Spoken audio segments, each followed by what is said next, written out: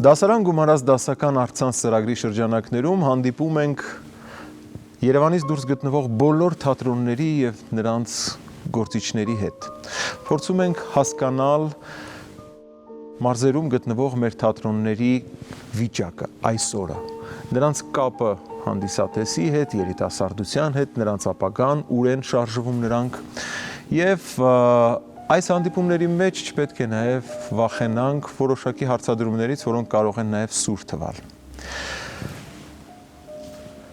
Բոլոր այն թատրոնները, որոնց հետ հանդիպում ենք, ունեն պետական հովանավորչություն, որևէ կերպ, կամ պետական ոչ առևտրային կազմակերպություն, այս ձևաչափի մեջ են,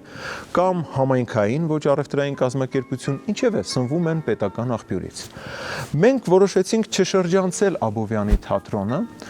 որը վերջին տարիներին կտրուկ փոփոխության է ենթարկվել, դառնալով հիմնադրամ։ Իդեպ այս հարցն էլ է թատերական շրջաններում շատ քննարկվում։ Ունենալ թատրոնի մասին օրենք, ոչ, չունենալ թատրոնի մասին օրենք, թատրոնները դարձնել հիմնադրամ, ոչ չդարձնել, եւ կարծես այս մտորումները, այս անհանգստությունները դեռ իրենց վերջնական պատասխանները չեն ստանում։ Աբովյանի թատրոնը դարձավ հիմնադրամ։ Եվ այսօր, խոսելով թատրոնի ղեկավարի հետ, կփորձենք նաև հասկանալ, թե այս ձևաչափը մտածողությանը, թատերական մտածողությանը ինչ օգուտ եւ ինչ վնասներ է պատճառում։ Ողջունում եմ Արմեն, շատ ուրախ եմ, որ դուք եք ղեկավարում թատրոնը, երիտասարդ մարդ եւ անմիջապես ստանձնել է թատրոնի ղեկավարում այնպիսի ձևաչափով, որը մեզանում փաստորեն ճանապարհ չունի անցած։ Մենք չգիտենք ինչպես կարելի է հիմնադրամի ձևաչափի մեջ առաջ տանել թատրոնը։ Ես ուզում եմ փոքրինչ փակագծերը բացեք եւ դրա թույլ եւ ուժեղ կողմերի մասին քննարկենք։ Նախ շնորհակալություն, որ այցելեցիք եւ փորձում եք մեր թատրոնի խնդիրները նաեւ բարձրաձայնել։ Իհարկե հիմնադրամը, որ մենք հիմա ունենք, ինքը ունի դրական եւ բացասական կողմերը, օրինակ ես շատ կուզենայի, որ մեր հիմնադրամում լիներ կառավարիչ, ով ինձ կօգներ միասին ստանձնեինք այդ բեռը։ Երկրորդ ամենակարևոր խնդիրներից մեկը դա մշտական ֆինանսավորում չունենալու այդ խնդիրն է, որ մենք միշտ կախված ենք կամ հովանավորներից, հիմնադրամ, այսինքն այլընտրանքային ֆինանսական հոսքեր ապահովելու, կամ ներկայացումներ խաղալով եւ այդ ներկայացումների հասույթը մուտք անելով հիմնադրամի հաշվին, հետագայում արդեն տնօրինես ինչպես կցանկանաս։ Մենք այս վերջի շրջանի մեր ունեցած խնդիրները, երբ որ եղավ այս առողջապահական, հասկացանք հիմնադրամի թերությունները, որովհետև մենք չունեցանք մուտքեր ֆինանսական եւ այսպիսով մեր աշխատողները օրինակ ընդհանրապես ֆինանսական որևէ բան չկար, որ մենք վճարեինք մեր աշխատողներին։ Սա շատ վատ կողմ էր այդ ֆինանսական մասի անկախության։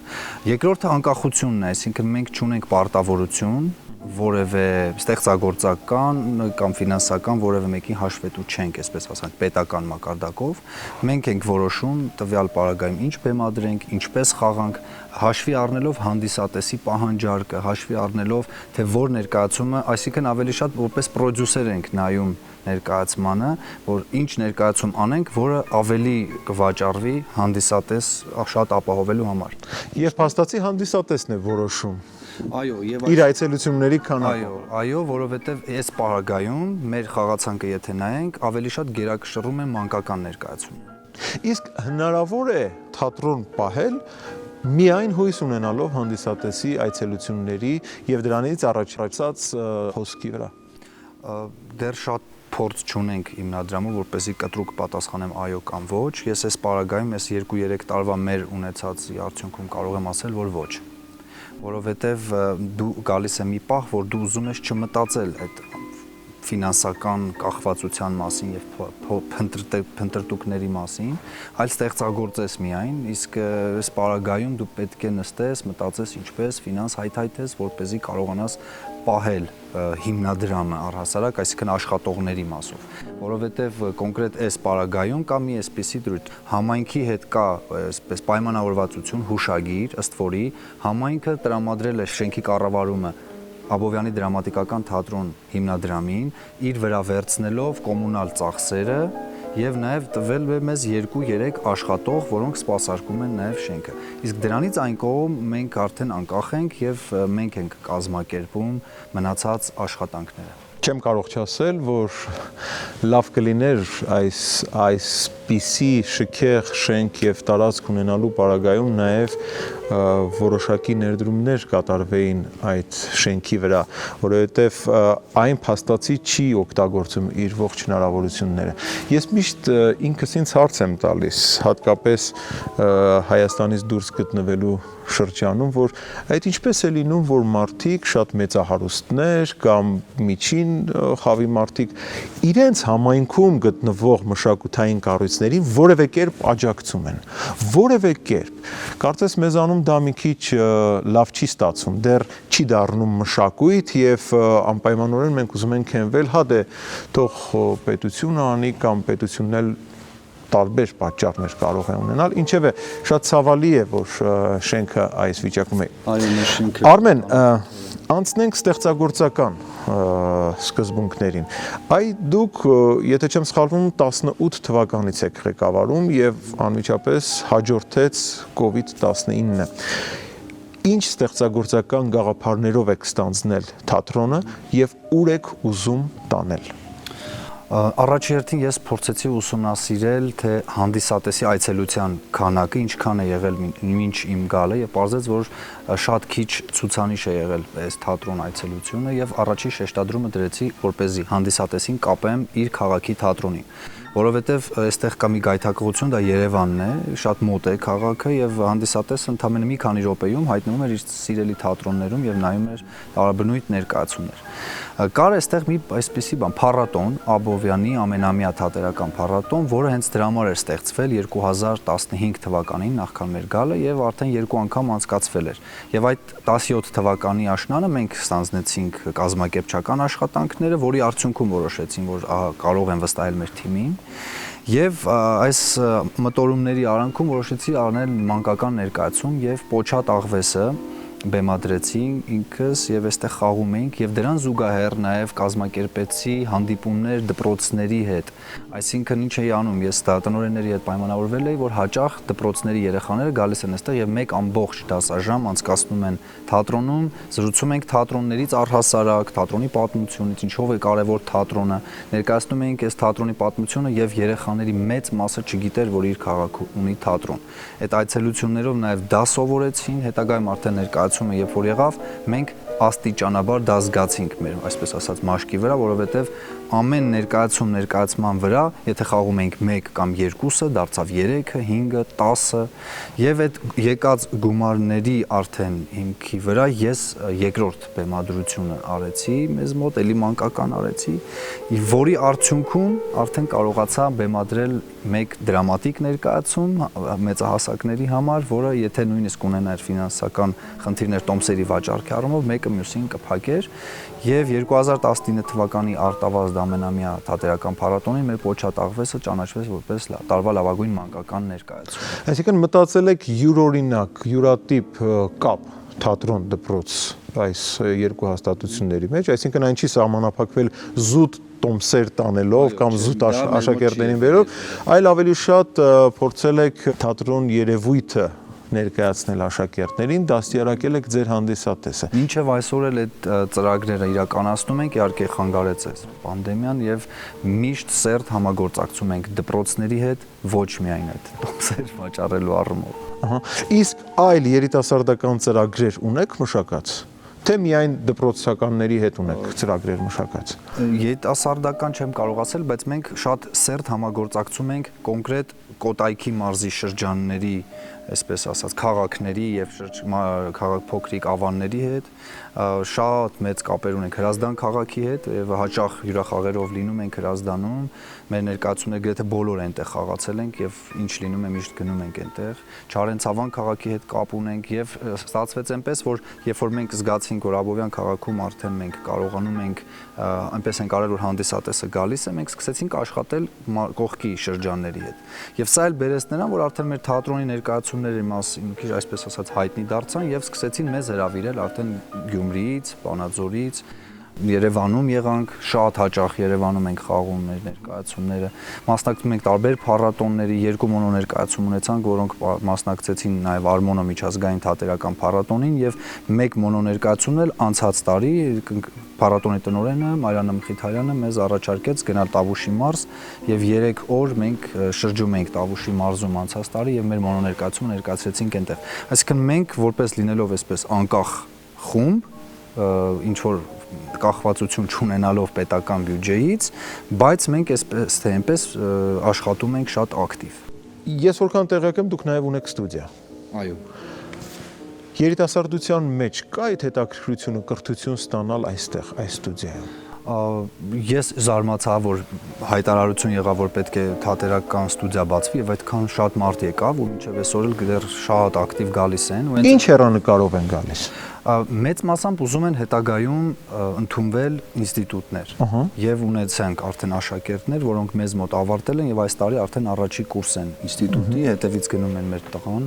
մյուս տարի պետք է ինքը ընդունվի, այսինքն երեխաները ուզում են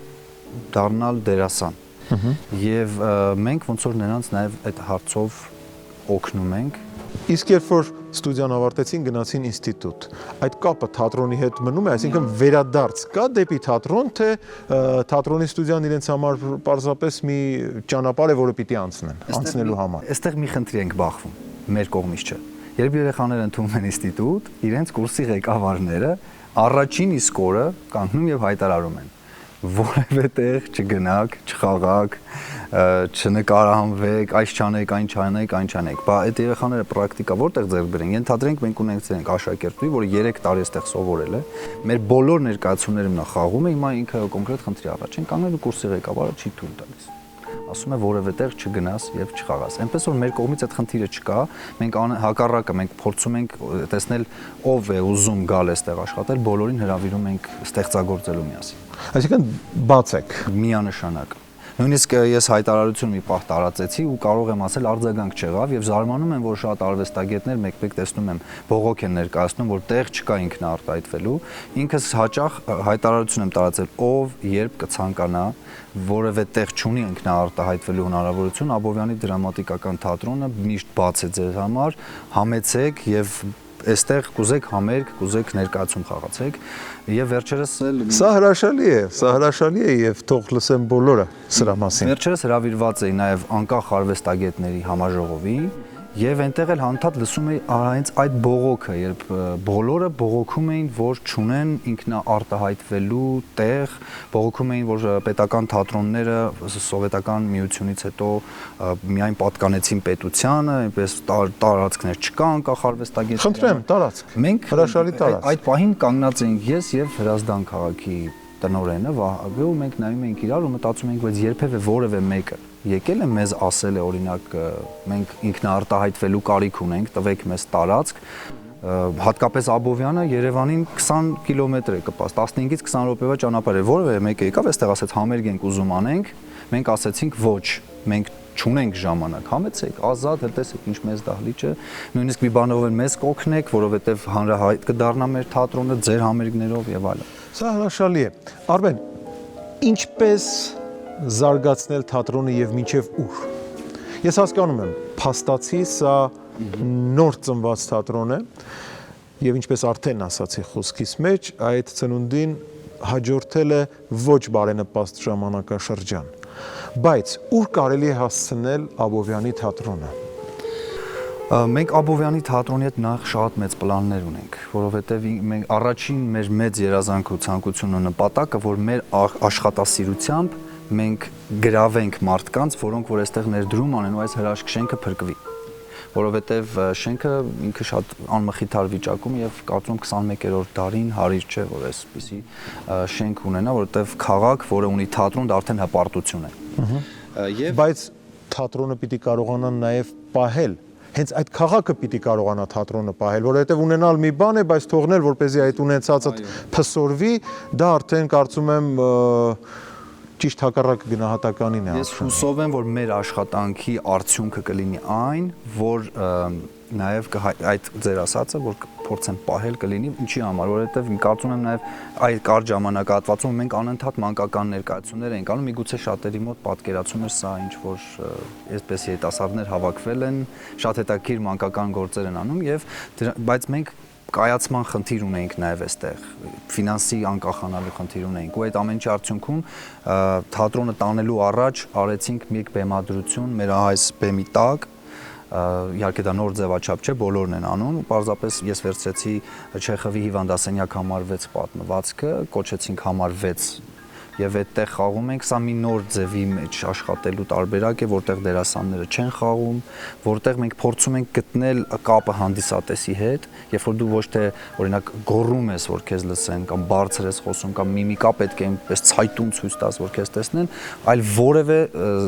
բան չկա, դու այդ տվյալ պահին ինչ զգացողությամբ որ մտել ես այդ տարածք, այդ զգացողությամբ խաղա եւ հանդիսատեսին էլ արդեն երկու ներկայացում հասցրեցինք այս արանքում խաղալ, հանձնում արեցինք, այսպես ասած, եւ հանդիսատեսի այդ ռեակցիան, որ նրանք դուրս գալուց ասում են, կարծես թե մենք էլ տեղի բնակիչներից լինենք ու մի տեսակ մեզ թվում էր այստեղից դուրս չենք գալու, սա մեզ համար ամենամեծ գովեստն է եւ հիմա դեռ մենք փորձում ենք անալիզ անել ու հասկանալ ինչ ենք արել ու սա ուր կգնա։ Շնորհակալ եմ հետաքրքիր զրույցի համար եւ այս զրույցից շատ տպավորվեց ձեր այն միտքը, որ մենք երիտասարդներս մեր աշխատանքով պիտի փորձենք փոխել մտածողություն Միանշան համայնքում, քաղաքում։ Ուրեմն այս պայքարի մեջ ես ցանկանում եմ, որ դուք լինեք հաղթողը ձեր խմբով, երիտասարդներով, ովքեր բաց են, պատրաստակամ են, ովքեր հրապարակավ հրավիրում են մարդկանց միանալ իրենց նոր նախաձեռնություններով, որովհետև ձեր հաղթանակի պարագայում հաղթանակը լինելու է շատերինը, համայնքինը, սովորական քաղաքացիներինը։ Իսկ հակառակ դեպքում ուղղակի հերթական անգամ լինելու է կորուստ եւ հերթական անգամ պիտի ընդունել պարտությունը։ Ես ցանկանում եմ, որպեսզի դուք չպարտվեք այդ պայքարում։ Շնորհակալ եմ խոսքերի համար եւ կարող եմ ասել, որ մենք շատ լավատես ենք։ Թեպետ մենք համ հավաքարար ենք, համ դերասան, համ ռեժիսոր, համ բանվոր, համ վերանորոգում ենք մեր ձեռքով։ Դե թատրոնում այլ կերպ հնարավոր չի։ Բայց որևէ պարագայում մենք չենք նեղվում եւ մենք միշտ լավատես ենք ու գիտենք, որ հայո մենք հաղթելու ենք։ Ես կարծում եմ, որ եթե թատրոնում քեզ շատ այսպես սպիտակ ձեռնոցներով պահես եւ հերրու պահես, այդտեղ այդ թատրոնը չի կարող լուրջ ձեռքբերումներ ունենալ։ Շնորհակալ եմ զրույցի համար։ Շնորհակալ։